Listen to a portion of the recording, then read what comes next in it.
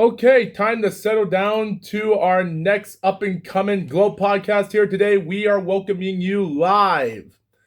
We're halfway through the middle of May, and today the updates here for Mr. GLOAT are as follows.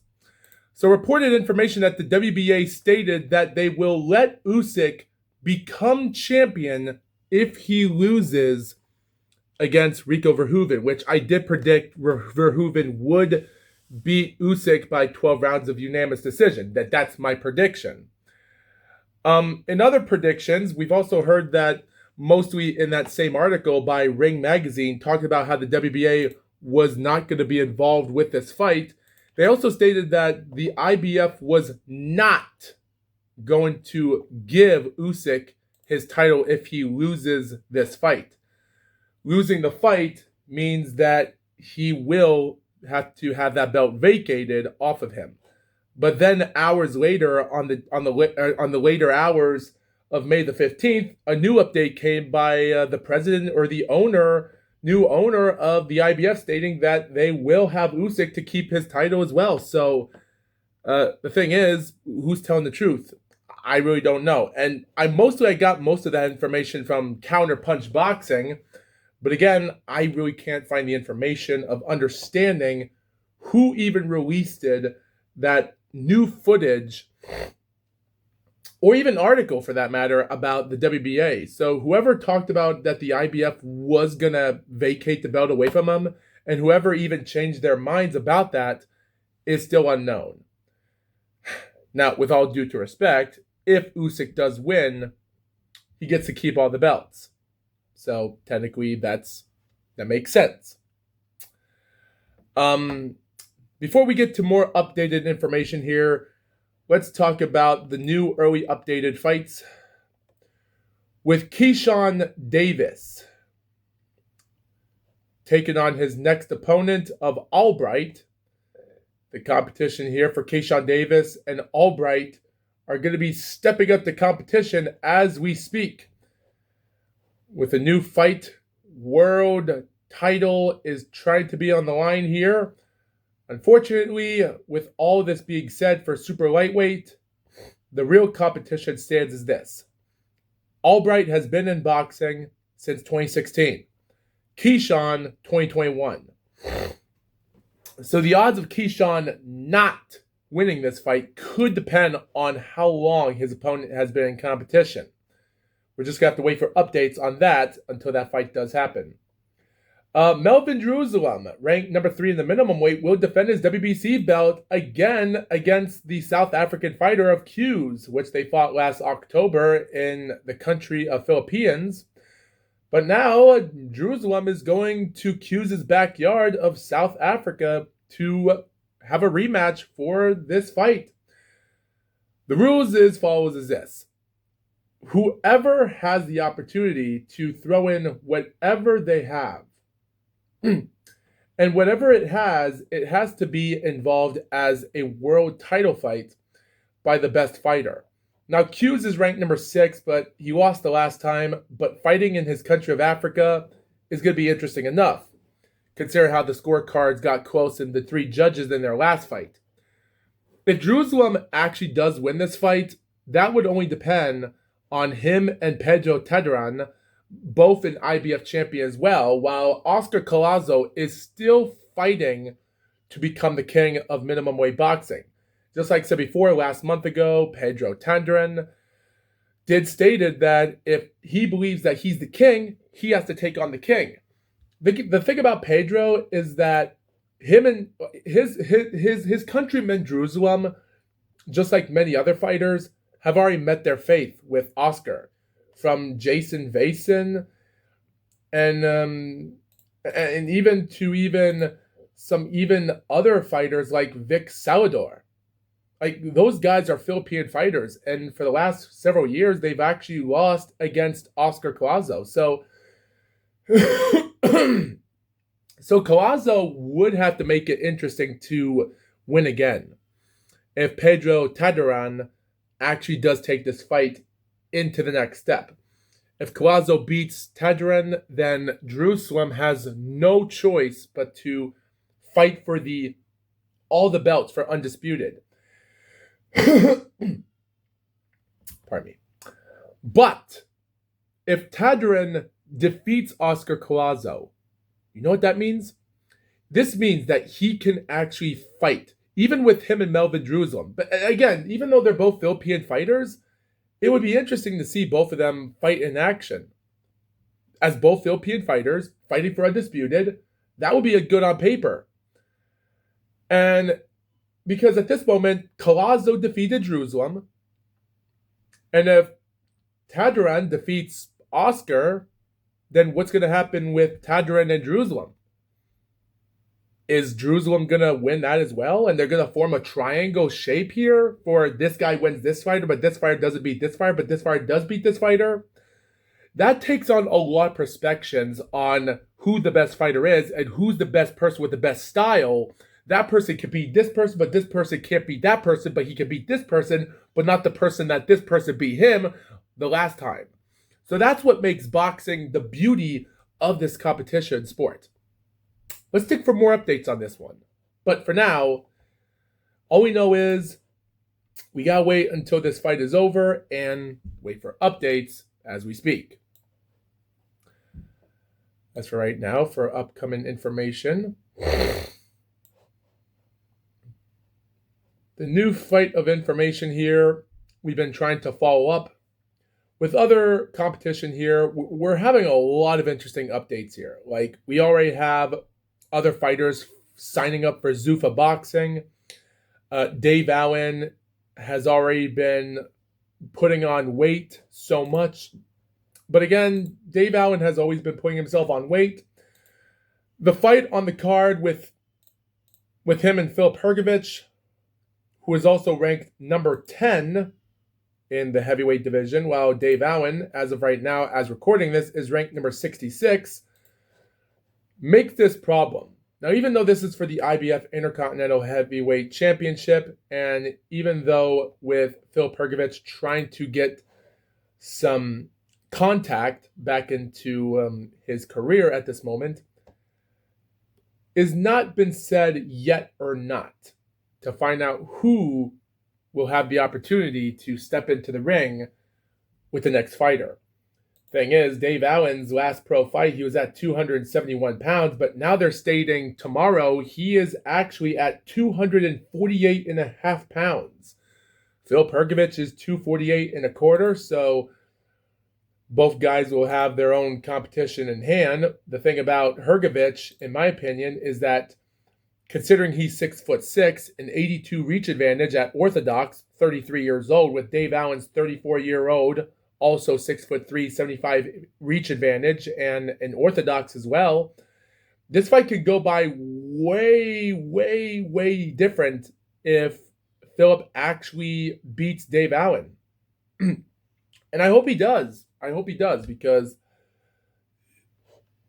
Dave Allen has been taking too many opportunities ever since. So I really don't want to expect it to be a shocking upset here. But if he can actually take it easy for now, we can actually see a new champion here in boxing for Croatia. The thing about Hrgović is on information here on the boxing rankings from WBO to IBF, WBC, and WBA to that order on Box.live, it states that Filip Hrgović is number 2, he's number 8, 5, and number 6, while Dave Allen is not. So if he defeats a top 10 leveled fighter like Filip Hrgović, depending if he wins by a shocking knockout, I want to find out whether or not they're going to even rank him in any of the weight classes after this month is over when they set in new rankings in the month of June. I don't know. I really don't know. So I think what makes this one really interesting for me is that Filip Hrgović is cherry picking a fighter that he knows he can beat. But Dave Allen has proven a lot to be a hard fighter to beat. So he really has to be precautious on his own rights if he wants to win this.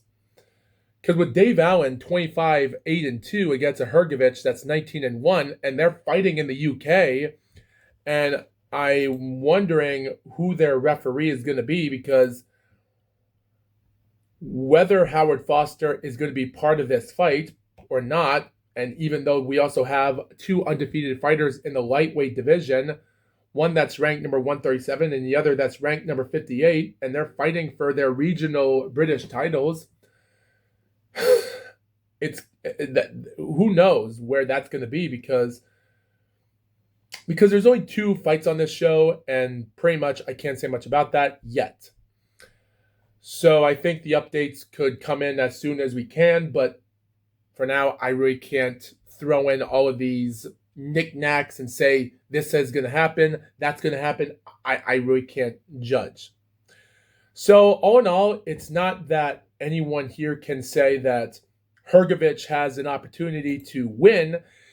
He has to have the opportunity to fight as tough as he can be, but is smart. Because his loss against Dubois was tough, because Dubois was on his cheating ways. And speaking about the Dubois fight and Wardley, Wardley has already been having problems struggling on ever since fighting Dubois, and watching replays and other part footages about his headbutts and elbows. And and even though I haven't talked much about that part when I reviewed the fight, I really can't say for certain if anyone knows how to defeat Daniel Dubois. Because you got to play by his game, no matter how many people are saying to watch out for what you're doing. Because it seems like when you're in the UK and these referees are helping this fighter out, and it's even dirty to talk about Howard Foster in this way, because Howard Foster, we don't know how long he's going to be here, but all we know is if someone is going to die, something bad's going to happen no matter what. And if Hrgović loses the fight, he has to be careful on why he did it, because why Allen won the fight. And he has to understand the rule basis as best as he could.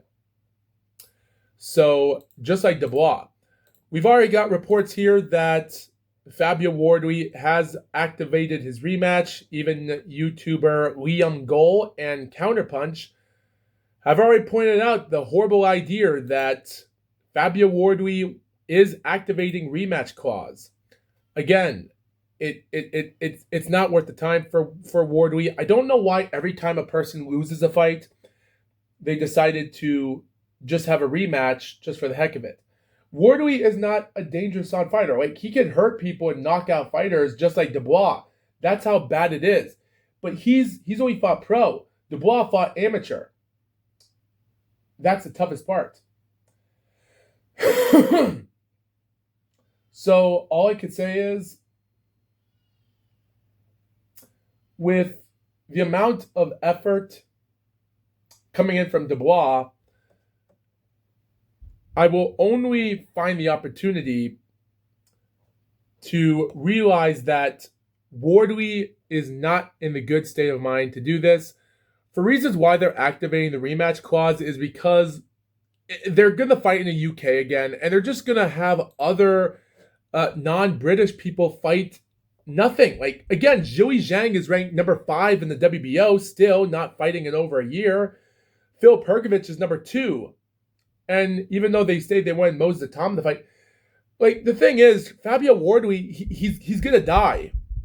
Wardley is going to get himself killed. He doesn't have that basis of cheating perspectives like Dubois did. I'm not saying Dubois is a cheater, but he's in the favoritism of the UK with his world championship status. And that's what caused Wardley to get seriously injured in a fight. The UK does not have technical scorecards in their country. Maybe they do after the Harlem Eubank and Jack Catterall fight, but why did they not do technical scorecards to end the fight after 8 rounds? Did they have it or did they not? What's the rule basis in the UK? Should they fire Howard Foster? There's so much favoritism for Daniel Dubois that's the legalness. Wardley should not fight one damn bit. He should just take his time fighting a fighter that he can actually beat and go from there. But he just doesn't want to do it. People are dying because of their stupidity in boxing. And with Ben Davidson not doing one bit to save his fighter after not winning one single round of a 10-9 round in any of the second or from 4th and 10 rounds, that's just horror. I just can't accept that.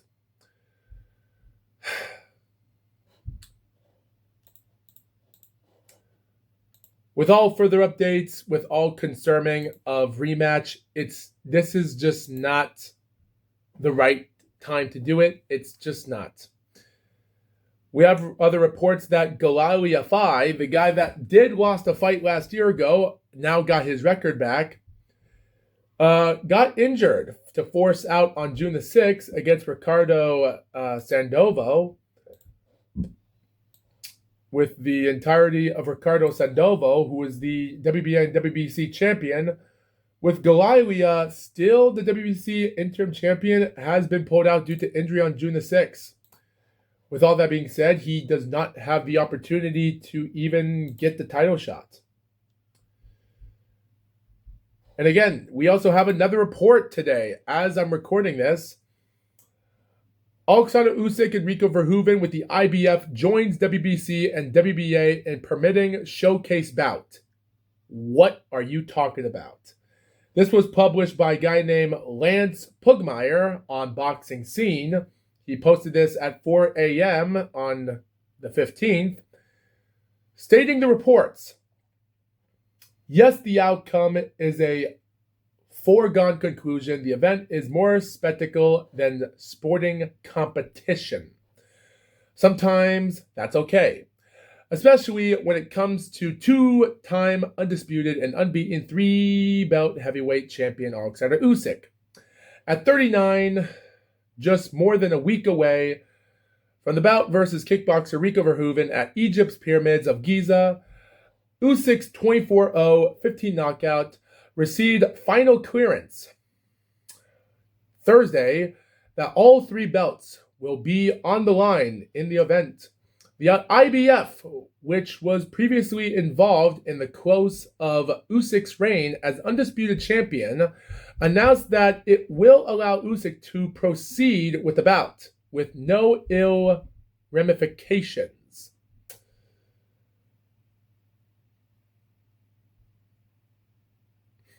Wow. The IBF wrote in a formal statement, the WBC has sanctioned the Usyk-Verhoeven bout and indicated that it will enforce its mandatory bout next. Based on the rotation system, the WBA mandatory bout would follow the WBC mandatory, according to the IBF, determined that there are no affected boxers. As the IBF acknowledges the rotation system among the IBF, WBA, WBC, and WBO, the IBF Board of Directors convinced by video conference and determined that Usyk exception request should be granted subject to the following conditions. If Usyk loses, the IBF heavyweight title will be declared vacant immediately. That's what I wrote. That's what I read yesterday ago around the time. I read that. And then for some reason, someone online, when Kurt DeVille from Counterpunch read another article, a lot different, a complete opposite. So this is weird. And so it also says here, if Usyk wins, the IBF will acknowledge the WBC's position in the rotation and order the IBF mandatory bout for 180 days thereafter.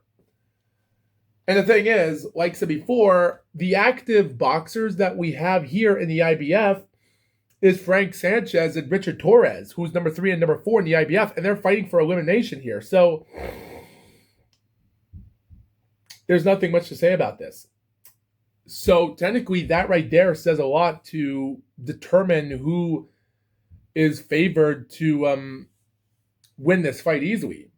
I find a lot of speculations here for competition, but yeah, this one is I really don't know what to say.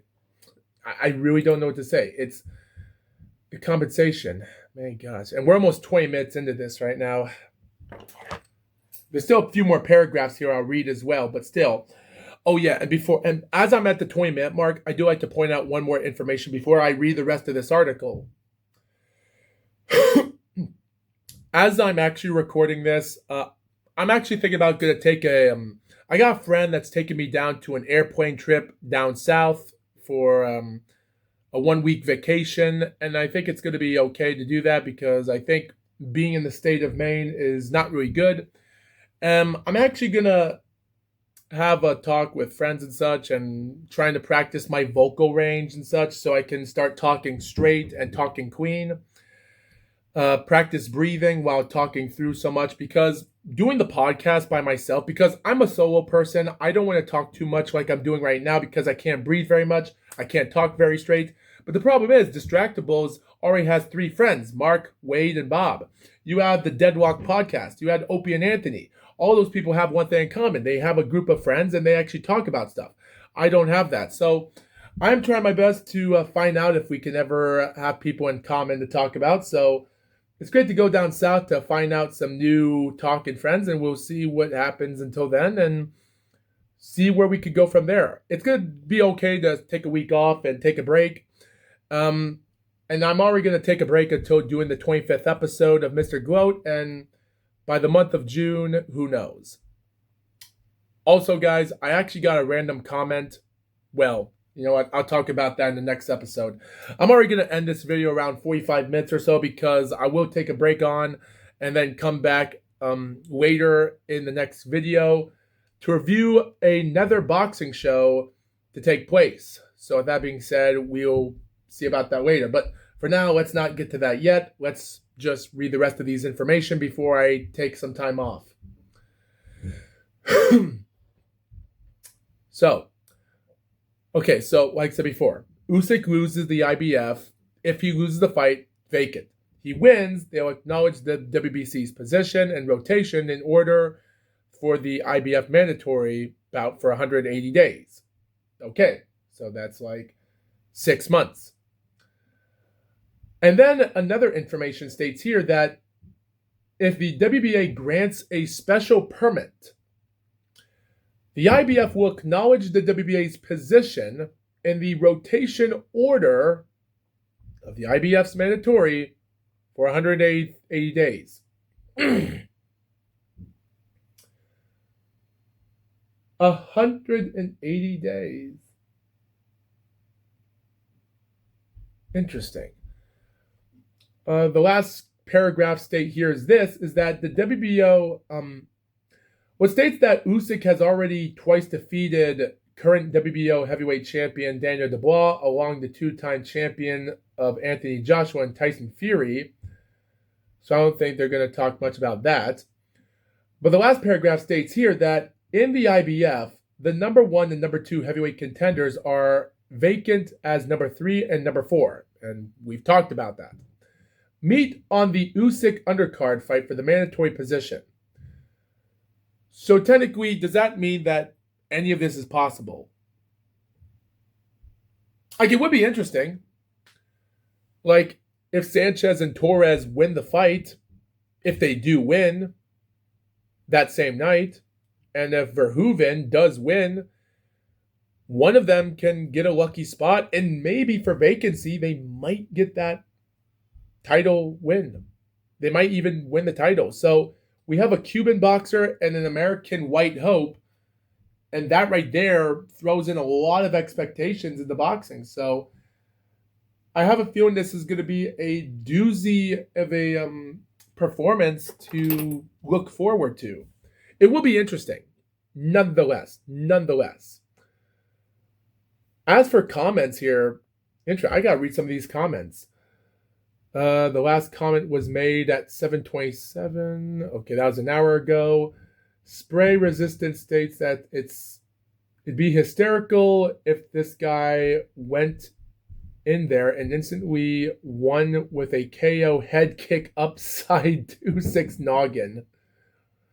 The Biz wouldn't know what the F to do if that happens, since he would be a free agent to recognize true heavyweight champion. Well, can't say much about that. Here's something commented by Toffee. Toffee commented, feels like this is a setup for Usyk to be still holding belts when the winner of Fury Joshua come calling, there's good money there. For one of them to go 0-3 against him in his farewell, I have no issue with Usyk having this Rico fight. I have a serious issue with the orgs approving it. Just as I did when the WBC allowed Fury to fight Ngannou. They should be stripped. Well, for once you're white, man. You are white. Here's another comment here by M312. He stated, "Haha, that's pathetic. More gifts to Cheaty Belly." So after defending all his titles against a boxing nobody, he can resist for months. He can rest for months again and continue stalling the division, while really promising fighters will be waiting more for no valid reason. Now he'll have 180 days to fight the IBF mandatory, which likely to the winner of Sanchez and Torres. Good point. Good point. Here's a guy named Viz Lorterlow. Wow. Can't pronounce that. He commented, best outcome. I think I would be for Usyk to dominate. So he gets massive pressure for no more gimmers. Gimmers? Is that how you spell? That's not how you spell gimmers. I think you're supposed to say gimmies. I think the person was supposed to say gimme, not gimmers. I think he's supposed to say gimmies. Weird. Let's read one more comment here. This was by Whacked Out.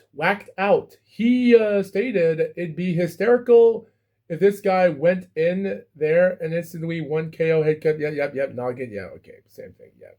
Okay. Yeah. Okay. Same comment. I don't care.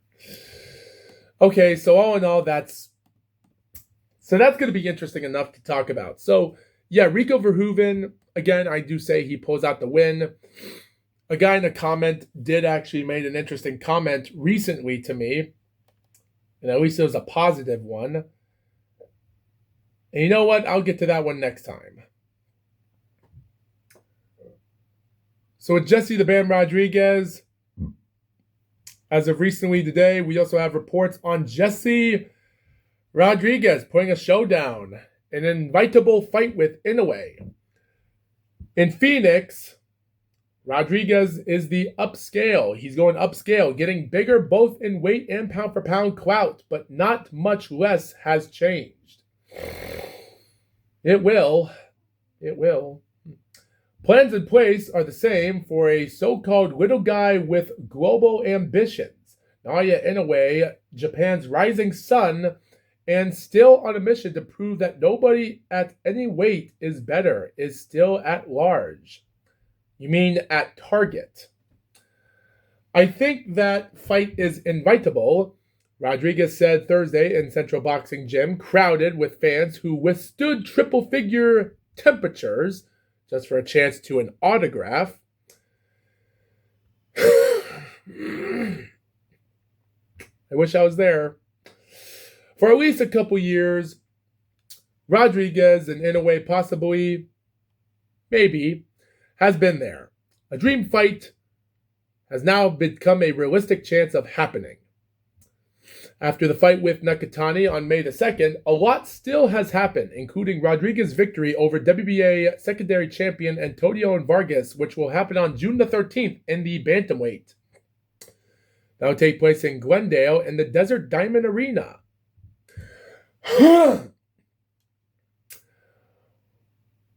With a win here, and he will move on for a good with 115 pounds, Rodriguez stated that who has the WBC, WBO, and WBA super title?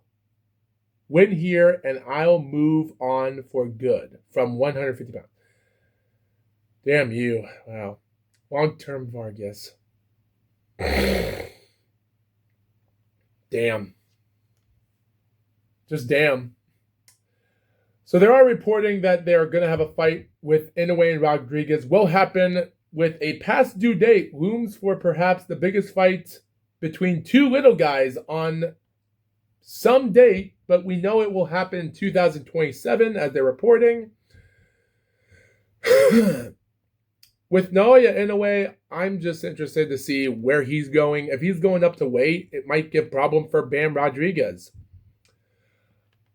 Like, yes, 115 pounds and 122 pounds isn't that much to talk about to gain up to weight. That's normal. I just don't think it's going to be a good idea to talk about. I just don't want to see it because this is just sudden death. I just find this one going sudden death here because with all this going on, I just don't think this is going to be a good idea to see anyone fight right now. Like, everyone wants to fight the best fighter out there, but I don't know. Rodriguez, him skipping away the super flyweight, wasting all that undisputed is a waste of time. It's not worth it. It's not worth the time. Having Inoue, having Bam getting rushed into the fight with Inoue is bad enough. And even though he's at least 3 fights in 18 months away, when Takuma Inoue wouldn't be in a bad fight, would be a good one. And because I do feel like he might be like a few fights away from it. But again, I just don't know. I just don't know what to say about this other than I just don't want to see Bam Rodriguez to get hurt because Bam Rodriguez, like, the thing about Jesse is that he's the first ever world champion born in the 2000s, and he's a good fighter. Even though EV Boxing did point out that Bam Rodriguez and Inoue could retire undefeated, as he stated that last year ago on the undefeated records with recent fighters and champions. But now because of this, someone though has to go, and seeing Inoue, these fighters could get themselves killed and their careers might come to an end. It doesn't matter who wins. Like, Inoue can leave the sport of boxing right now, and if he retires next year with 2027 and defeats Bam Rodriguez, he's already proven himself as a dangerous fighter. He's won multitude of title defenses more than ever than Joe Louis. And Joe Louis took out a couple year hiatuses from 1942 by the end of start of 42, had one fight in World War II in 44, and in 46 he came back 2 years later. So he's been on a tight end. So that's the problem I find here. I'm seeing a lot of problems here that no one should force their fighter to go up to 2 weight classes that easy. Like, I know Terrence Crawford did it, and like, even though Terrence Crawford did it, he found the opportunity and he defeated Canelo Alvarez, goes up 2 weight classes. That didn't work for Jamel Ironman Charlo when he fought against Alvarez in 2023. It's just not worth it. It's just not worth it. Like Charlo lost the fight, and even though going up a couple weight classes from super welterweight to super middleweight is a suicidal mission because the weight classes are more higher than ever. And they are. Because at 168 to 154, that's 14 pounds of going to the weight class that you're fighting in. And even at super welterweight, you could be 147 and a quarter pounds to a 168 is the highest you can go on the super welter middleweight. That's over 20 pounds. And Jermell Ironman Charlo didn't do a good job on Alvarez, even though Crawford got lucky. But Crawford never fought a lot of fights. He only fought once in the super welterweight more than it's just so bad. So even though Bam Rodriguez can be at 112 and a quarter pounds for the 150-pound class of the super flyweight, and the highest you can be in the super bantamweight is 122. So that's like under 10 pounds of going to weight class. And again, you can be at 118 and over if you're into the super bantamweight. It's tough. It's tough, and I really can't say for certain about that. So maybe it's not going to hurt Bam, but pushing him so close to the other side is not good. And you can blame Will DeBardo Garcia for this, for doing that, because just because the DIBF never vacated Will DeBardo Garcia from not fighting Kenshiro Teraji from the Night of the Samurais on the 27th of December last year ago, that doesn't mean that they should have done something to give a chance for Kenshiro to get that belt and win it. And it would have been good to see Kenshiro and Bam Rodriguez a fight, because I wanted to see how good Bam Rodriguez was with Kenshiro. Kenshiro could do a good job to fight Bam Rodriguez, and they could go undisputed this year if it wasn't for Will DeBardo's illness before the fight on Night of the Samurai. And that's a problem. It really is a problem for that, for all reasons. So I just can't understand the fortitude reason of any of this. I just can't. I can't fathom this as we're speaking.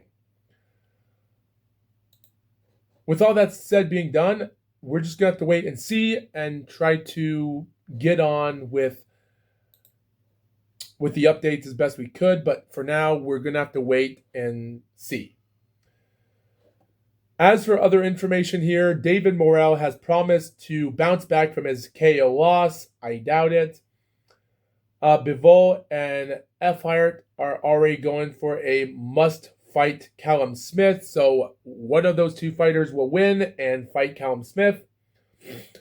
We also have a couple more informations here that with other competition, we do have other interesting competition for Paddy Donovan, eager to take out the champion, but he's also trying to follow in the footsteps of Andy Lee, another promising fighter in the division at the time, and a great dude. The last information today is the junior middleweight. The super welterweight division has Bakery Samek at 19-0 and 11 knockouts will face Ermal, a guy named Ermal, don't know his country name, with a 22-0-1, 8 knockouts, will happen on May the 23rd in Germany. This will be for the eliminator, for the WBC eliminator, for the Sebastian Fundora, who has mandatory challenge, has a new date.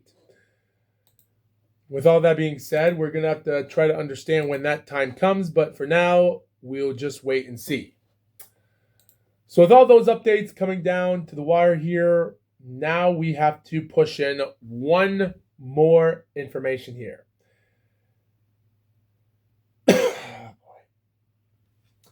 So Floyd Mayweather and Manny Pacquiao 2. I have no idea what's going on here, and I don't know why this fight has to happen. So updates have been going out from Ring Magazine to Boxing Scene. Like, one person states that this fight's going to take place in T-Mobile. One says September the 25th. The other says September the 26th. One says, what the hell is going on here? Like, what's with the struggling financial issues? I don't understand what's happening here other than, again, Floyd Mayweather, I just can't understand. I don't understand the situation. Like, even though if this fight does happen, the only winners in this fight, that even if Pacquiao and Mayweather do win the fight, it doesn't matter. Because whoever wins, they all win. Because they won money. They get money, they get paid. The only people that don't win is the fans because of how confusing this is. That's the problem. So it just seems like there's so much. It's just so confusing for me. I just can't. I just can't fathom the understanding of putting these fighters back into action. Like, yes, Pacquiao came back last year ago, almost won, and surprisingly or not, I just can't understand Mayweather's involvement. At 49 years old, coming close to becoming a grandfather at 50, he doesn't even look like he's talking like he's a past prime old man. It's not. And Pacquiao at 47 years old,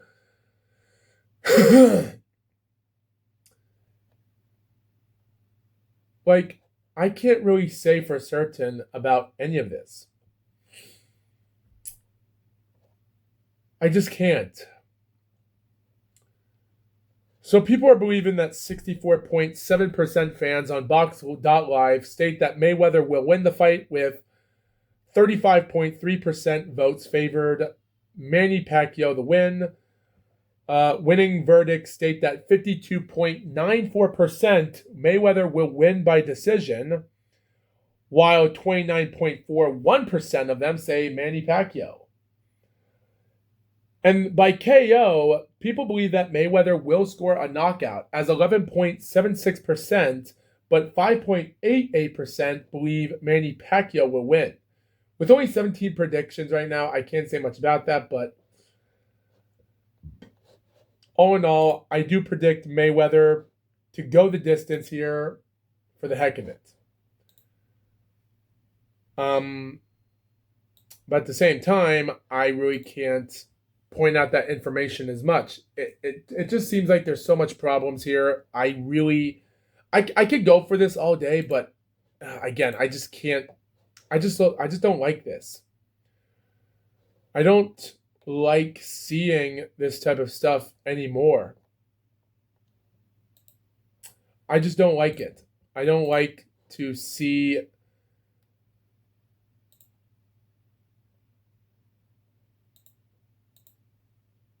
again, I just don't like seeing this type of stuff.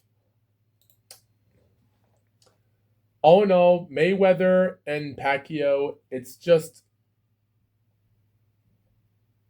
I just find it to be a waste of fight.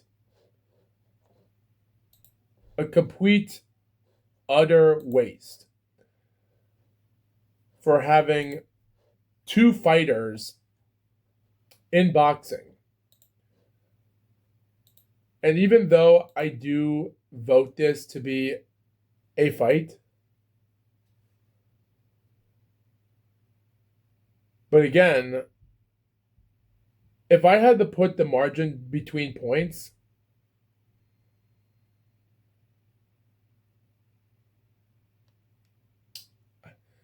I would almost have to say that even though with scoring points, it would be interesting.